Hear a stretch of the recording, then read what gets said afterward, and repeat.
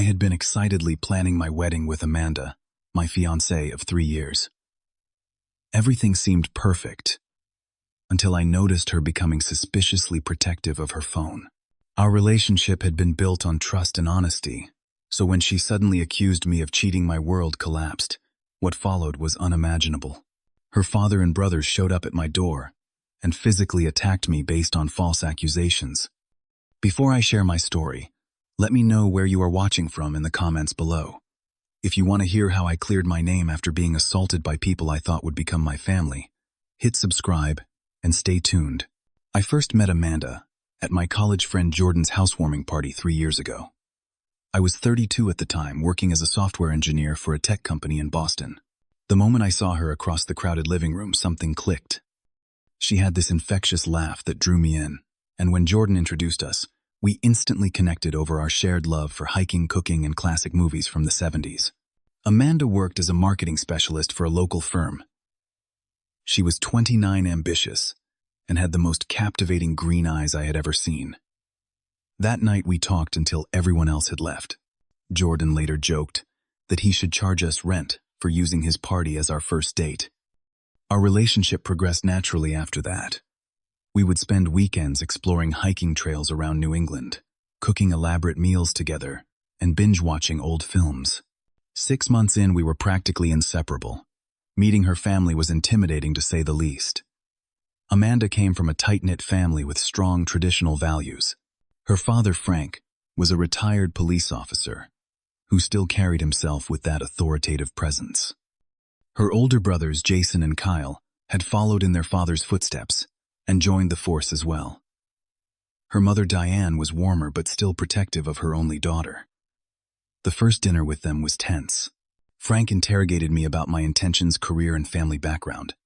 The brothers watched my every move like hawks. I understood their protective nature, but it felt excessive for a grown woman approaching 30. Amanda later explained that her last relationship had ended badly, which made them extra cautious about who she dated. Over time, I worked hard to earn their trust. I showed up consistently, treated Amanda with respect, and gradually their walls came down.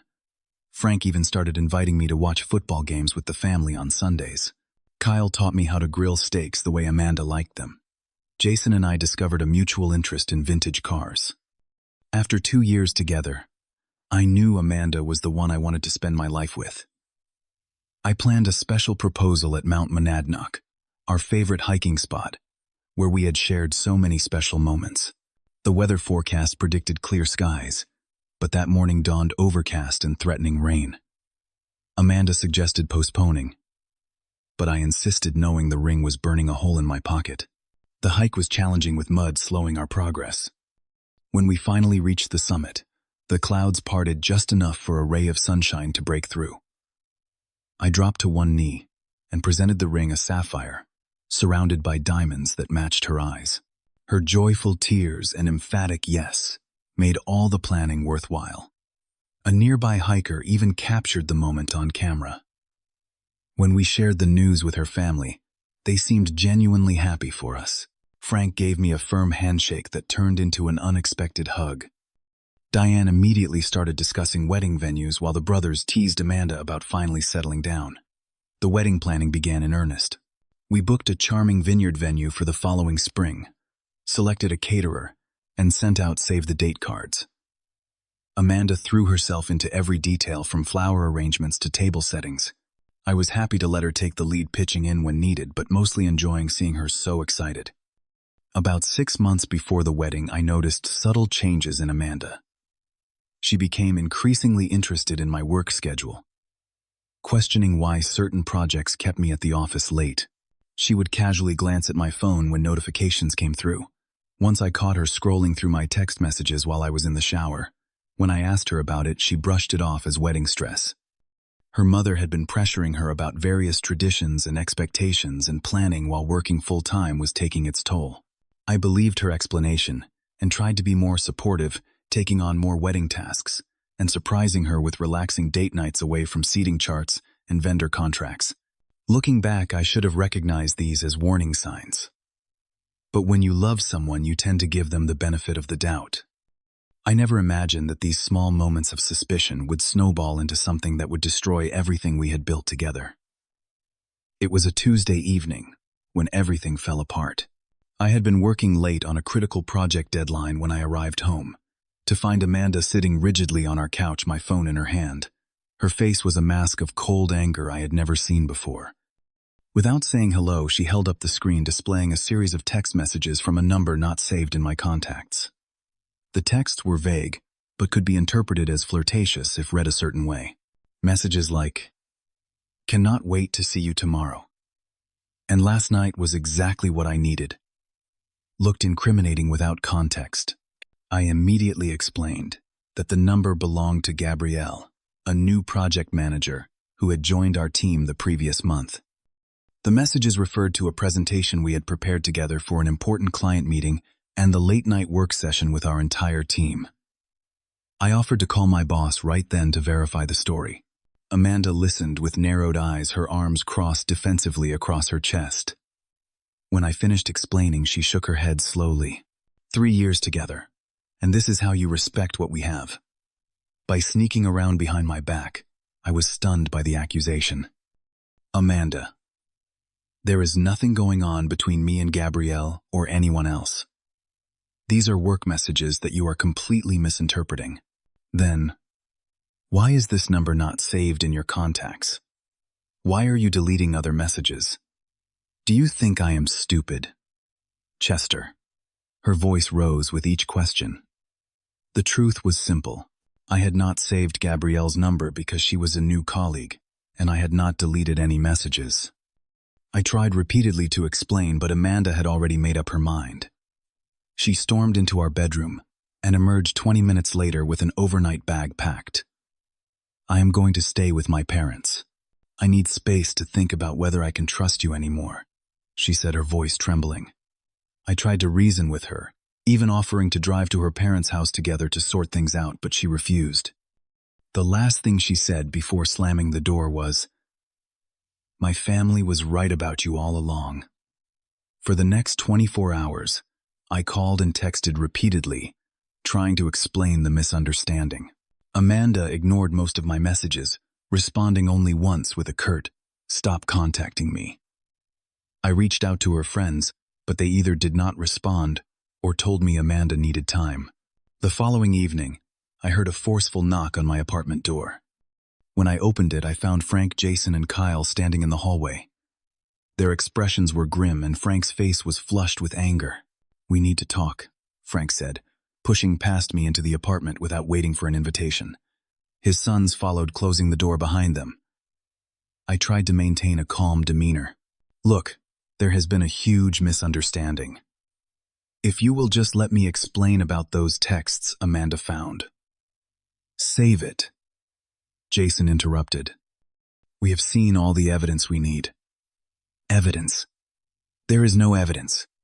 Because there is nothing to find evidence of," I protested. "Those texts were from a work colleague about a project. I have never cheated on Amanda. I love her." Frank stepped closer, his former police training evident in his intimidating stance. "My daughter showed us everything. The deleted messages, the late-night calls, even receipts from restaurants across town when you claimed to be working." His accusations made no sense. There were no deleted messages, no late-night calls, and definitely no restaurant receipts. As I tried to process what he was saying, I realized Amanda must have fabricated additional evidence beyond the innocent work texts. "Whatever she showed you, it is not real," I insisted. "I can prove where I was during those times. My boss, my colleagues, even the security footage at my office building can verify I was at work." Kyle suddenly shoved me hard, causing me to stumble backward into my coffee table. "Stop lying. You have broken my sister's heart. And you are still standing here trying to talk your way out of it." I raised my hands in a placating gesture. "I am not lying. Please, this is getting out of hand. I think you should leave, and we can discuss this civilly another time." That was when Jason grabbed me by the shirt collar and slammed me against the wall. "You do not get to decide when this conversation ends." Frank moved in closer. "I always knew you were not good enough for her. I want you to listen carefully. You are going to stay away from my daughter. You are going to tell everyone the wedding is off because you messed up. And if I ever hear you have contacted her again, what happens tonight will seem like a picnic." Before I could respond, Jason twisted my arm behind my back painfully. Kyle landed the first punch to my stomach, knocking the wind out of me. As I doubled over, Frank grabbed my face, forcing me to look at him. "This is just a warning," he growled. What followed was several minutes of calculated violence. They were careful to hit me where bruises would not be immediately visible, targeting my torso, back, and legs. When I fell to the floor, Kyle kicked me in the ribs, causing a searing pain that made me suspect at least one was cracked. Throughout the assault, they took turns reminding me how I had betrayed Amanda and disrespected their family. The irony of their concern for respect while they attacked me was lost on them. The commotion eventually alerted my neighbors. Through the haze of pain, I heard Mrs. Reynolds from across the hall shouting that she had called the police. This finally caused Amanda's family to back off. Frank leaned down to where I lay, curled on the floor. "Remember what I said. Stay away from her." They left just before the police arrived. When the officers took my statement, I could tell they were skeptical. One even asked if I had been drinking, or if the fight had been mutual. Despite my injuries and Mrs. Reynolds' witness statement, confirming she had heard multiple men threatening me, they seemed reluctant to pursue charges against two fellow officers and their retired police father. Nevertheless, I insisted on filing a report and went to the hospital for documentation of my injuries. The doctor confirmed 2 cracked ribs, severe bruising across my torso, and a sprained wrist from trying to break my fall. That night, lying in pain in my bed, I realized the full magnitude of the betrayal. Not only had Amanda accused me falsely, but she had apparently fabricated evidence and then stood by while her family physically attacked me. The people I had expected to become my family had shown their true colors in the worst possible way. I decided then that I would not only clear my name, but would ensure there were consequences for what they had done to me. The week after the attack was the lowest point of my life. Physical pain from my injuries kept me awake at night, but the emotional anguish was far worse. I had lost my fiancée, been falsely accused of infidelity, assaulted by her family, and now faced skepticism from the authorities who should have been protecting me. I took a week off work, claiming I had come down with a severe case of flu. The thought of facing my colleagues, including Gabrielle, whose innocent texts had somehow triggered this nightmare, was overwhelming. On the 3rd day of my self-imposed isolation, my best friend Tyler showed up at my apartment with groceries and concern written all over his face. Tyler and I had been friends since college, but we had drifted somewhat during my relationship with Amanda. He had never quite warmed to her or her family, sensing something I had been blind to. "Holy hell, Chester, you look terrible," he said when I opened the door. The bruises on my face had darkened to a deep purple, and I was moving gingerly to protect my ribs. I broke down and told him everything. The accusations, the fabricated evidence, the assault, and the lukewarm police response. Tyler listened intently, his expression growing increasingly outraged. When I finished, he shook his head slowly. "I never trusted that family. The way her brothers and dad looked at you, like you were never good enough. But this is criminal." He convinced me to consult with his sister Sarah, who worked as an attorney specializing in personal injury and criminal law. Sarah came to my apartment the next day, professionally composed, but visibly disturbed by my account and appearance. "You have a strong case for assault and battery," she confirmed after reviewing my medical records in the police report, "and potentially for defamation regarding the cheating accusations. The challenge will be the evidence for the latter, and the fact that 2 of your attackers are police officers themselves." Sarah helped me file for a restraining order against Frank, Jason, and Kyle. She also advised documenting everything related to the false accusations, including all communications with Amanda before and after the incident. A few days later, I received an unexpected call from Jordan, the friend whose party had introduced me to Amanda 3 years ago. "Man, I just heard from Natalie about what happened. I need to tell you something that might be relevant." Natalie was Jordan's wife and had been friends with Amanda since college. According to Jordan, This was not the first time Amanda had accused a partner of cheating. Her previous serious boyfriend, a man named Patrick, had allegedly been accused under similar circumstances when Amanda had started getting cold feet about their relationship, moving toward engagement. This revelation sparked something in me. What if Amanda had fabricated the entire situation to create an exit from our relationship? It seemed extreme, but it would explain the alleged evidence her father had mentioned that I knew did not exist. I decided to investigate the mysterious texts more thoroughly. I reached out to Derek, an IT security specialist at my company, whom I had collaborated with on several projects. Over coffee at a quiet cafe far from my workplace, I showed Derek the messages that had started this whole ordeal. Is there any way to trace where these actually came from? They supposedly are from my colleague Gabrielle, but something does not add up. Derek examined the messages, brow furrowed in concentration. The number is not linked to any contact in your phone, right? Let me run a trace on it. Using some specialized software on his laptop, Derek was able to determine that the number was registered to a prepaid phone purchased with cash at a convenience store near Amanda's workplace. This confirmed my growing suspicion that I had been set up. Further digging revealed that the number had only been activated 2 weeks before the incident, and the only communications were with my phone and another number which, when Derek traced it, turned out to belong to Amanda's cousin, Tiffany. Tiffany and Amanda had always been close, more like sisters than cousins. They shared everything, and Tiffany had been enthusiastically involved in our wedding planning. If anyone would know the truth about Amanda's sudden accusation, it would be her. I debated confronting Tiffany directly, but worried she would alert Amanda and her family. Instead, I asked Natalie, who was still friendly with both women, to casually inquire about the situation. A few days later, Natalie reported back with invaluable information. Over drinks, Tiffany had confided that Amanda had been having serious doubts about the wedding for months. She felt trapped by family expectations and feared disappointing her father and brothers, who had finally accepted me. Rather than address her concerns directly, she had been looking for a way out that would not make her the villain. Armed with this information and Derek's technical evidence about the fake number, I decided to confront Tiffany directly. I called her and suggested meeting at a public cafe to understand what happened with Amanda. To my surprise, she agreed. When we met, I laid out everything I had discovered. The number, those texts, came from traces back to a burner phone bought near your workplace. The only calls from that phone were to me and to you. I know Amanda was looking for a way out of our engagement.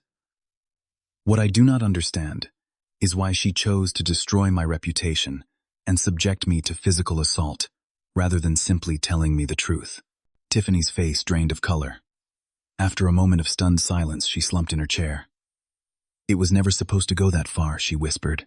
Amanda just wanted an excuse to break things off without disappointing her family. They loved you, especially her dad, who finally thought she had found a stable guy. With my phone surreptitiously recording our conversation, as advised by Sarah, Tiffany confessed to helping Amanda craft the plan. They had purchased the burner phone and sent the ambiguous text that could be interpreted as flirtatious. Amanda had then shown selectively cropped screenshots to her family, adding verbal embellishments about discovering other evidence of my infidelity. She never thought they would hurt you, Tiffany insisted, tears welling in her eyes.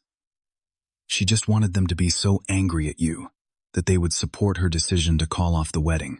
I struggled to maintain my composure. Well, they did hurt me. I have 2 cracked ribs, a sprained wrist, and bruises covering half my body. And now I have a recording of you confessing to your part in this scheme. Tiffany blanched. What are you going to do? That depends on Amanda, I replied. I want a meeting with her. Just the 2 of us. And she needs to come clean to her family about what really happened. Later that day, I received a text from Amanda, agreeing to meet. The coffee shop we had selected was neutral territory, busy enough to prevent any scene but quiet enough for a serious conversation. When Amanda arrived, she looked nothing like the confident woman I had proposed to. Her eyes were red-rimmed from crying, and she seemed to have lost weight. For a brief moment I felt a pang of sympathy, but then remembered the physical and emotional pain her deception had caused. I know everything, I began without preamble. The fake texts, the lies to your family, all of it. Amanda's eyes widened. Chester, No. You need to listen. I interrupted, keeping my voice low, but firm. I have Tiffany's recorded confession and technical evidence, proving the texts were sent from a burner phone purchased by you two. I have medical documentation of the injuries inflicted by your father and brothers based on your lies. Tears streamed down Amanda's face. I never meant for them to hurt you. I got scared. The wedding, the commitment, the rest of our lives laid out, exactly as my parents always wanted for me. I started feeling trapped. But everyone was so happy about us. Especially my dad. I did not know how to tell them I wanted out. So, instead of having an honest conversation with me, you decided to destroy my reputation and put me in physical danger. The hurt and anger I had been containing bubbled to the surface. Amanda broke down completely. I know it was wrong. Everything spiraled out of control so quickly. When my dad and brothers told me what they had done to you, I was horrified. But I was too afraid to admit the truth then. I am so sorry, Chester.